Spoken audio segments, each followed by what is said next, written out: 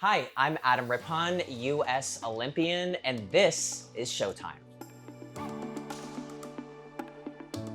I remember my mom was really excited to watch the 1998 Nagano Games, Michelle Kwan versus Tara Lipinski.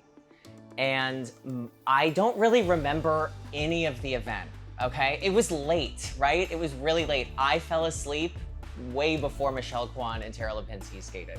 Please don't tell them. But what I remember doing is I made these like paper medals, and I put like ribbon around them, and I made all of these like Olympic medals at home, and I was so excited. I was like, I can't wait to watch. And so I have seen the event kind of later in life, but that's my very first Olympic memory. My mom said that when we were all together and I was even younger, that like I was watching the 92 games and the 94 games with her. And she said like when people would fall, I would like throw myself to the ground too.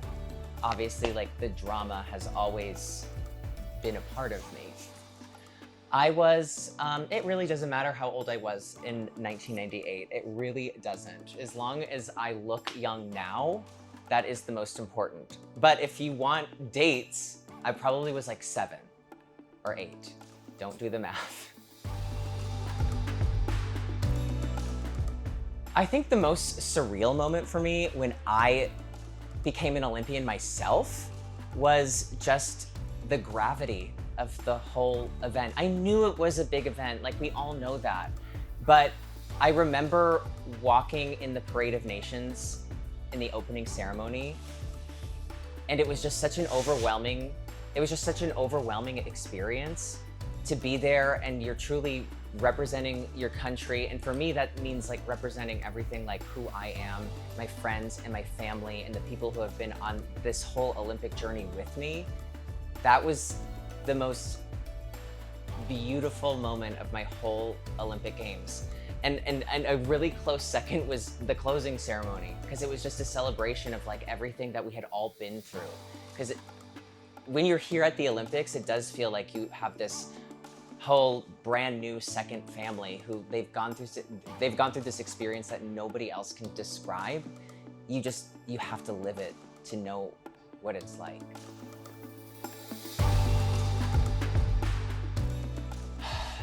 The Olympics and sports in general, they've taught me a lot about myself. They've pushed me to be the best version of myself. They've also pushed me to figure out how to find my way back when I feel like I've been the worst version of myself. I've had disappointments in front of thousands of people. I've also had the best moments of my athletic career in front of thousands of people.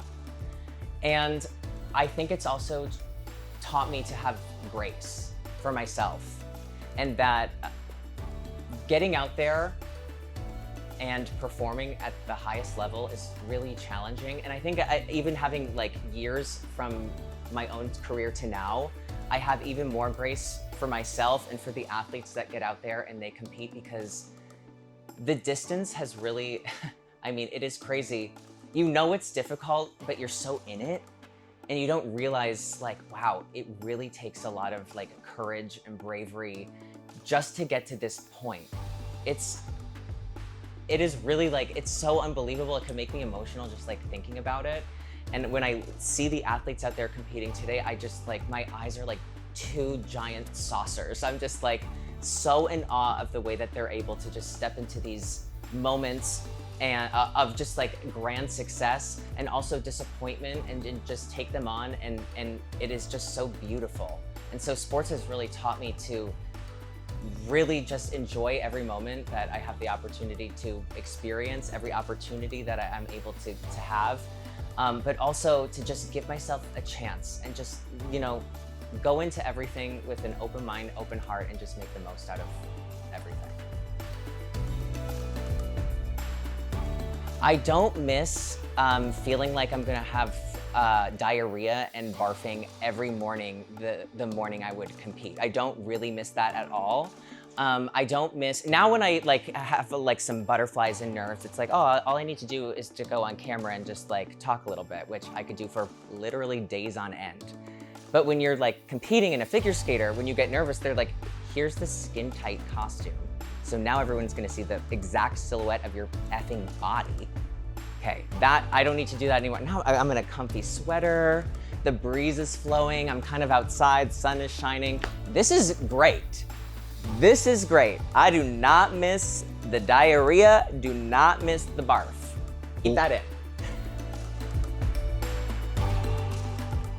I think people are starting to see it a little bit more, but I think the one thing that can be really surprising is how close you can be to some of your competitors and how they can be your really good friends. And I think like we're all really friendly and friends when we're competing, but I'm so much closer to the people I competed with now because it's all relative. Like we've all been through so many of the experiences together and we've celebrated each other at like moments when we've had success and we've been there for each other when there weren't like moments of success.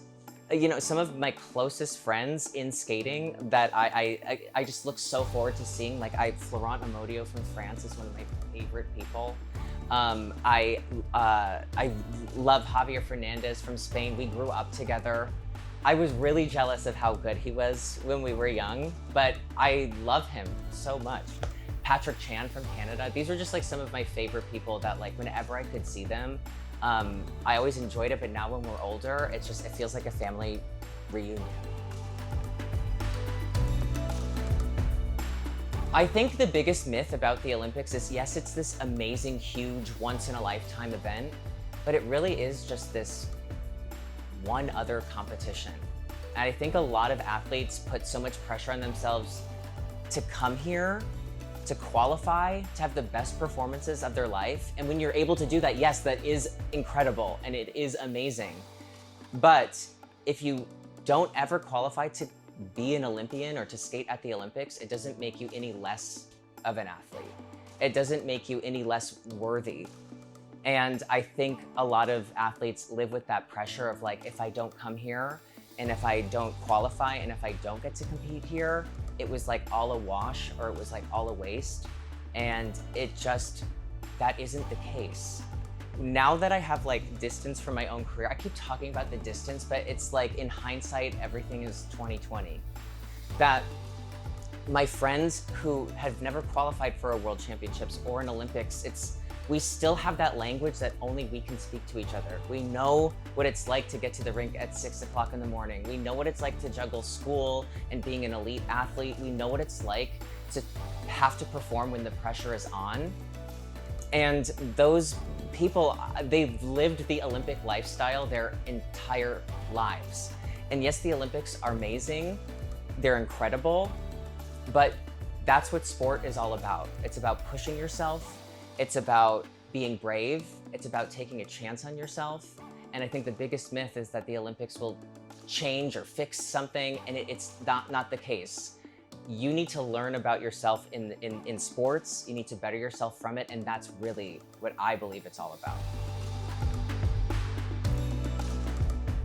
When I watch figure skating now, I feel honestly like an overwhelming sense of joy and pride. I know how hard it can be, and obviously everybody's circumstance is different, and I've been in different situations that other skaters haven't been, and vice versa. But I just feel so proud that I can be a part of this community, and I can celebrate these young athletes and athletes who are my age and still out there, and I can just be there for them in a way that I can be now, being outside of the sport a little bit. But I'm so grateful to be a part of it. It's amazing. No matter where you go in the world, as a skater, you can go into any ice rink and you can feel like you're home.